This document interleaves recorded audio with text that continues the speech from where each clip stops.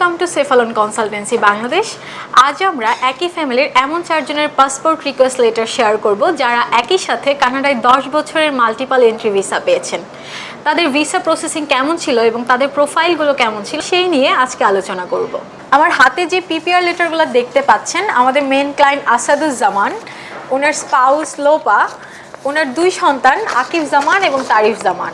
আসাদুজ্জামানের প্রোফাইলটা খুবই সিম্পল ছিল। ওনার ব্যাংকে অলমোস্ট 20 লাখ টাকা ছিল। উনি ওনার গ্রামে ছোটোখাটো একটা বিজনেস করতেন। কিন্তু সবথেকে ইম্পর্ট্যান্ট ফ্যাক্ট হচ্ছে একই ফ্যামিলির 4 জনের ভিসা অ্যাপ্রুভাল একসাথে পাওয়াটা খুবই ডিফিকাল্ট ব্যাপার, কিন্তু আমরা অনেক গ্রেটফুল যে আমরা এটি করতে পেরেছি।